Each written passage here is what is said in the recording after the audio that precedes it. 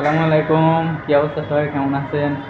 নতুন একটা ভিডিও নিয়ে চলে আসলাম। তো দেখতে পাচ্ছেন আমাদের ক্যাবিনেট, এটা 4 পাল্লার এইচপিএল বোর্ডের সম্পূর্ণ।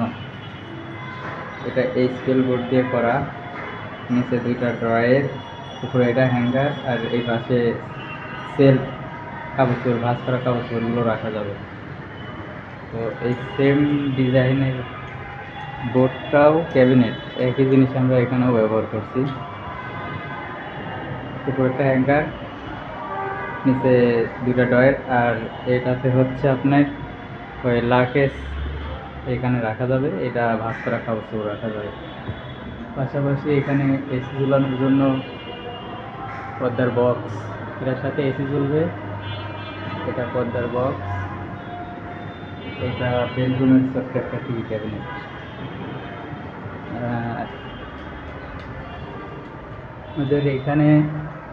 আমাদের এখানে জিপসন বোর্ডের সিলিং করা হয়েছে চারিদিকে, ড্রপ সিলিং।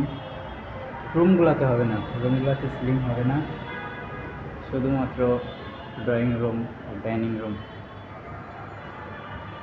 এইটাই হবে। আর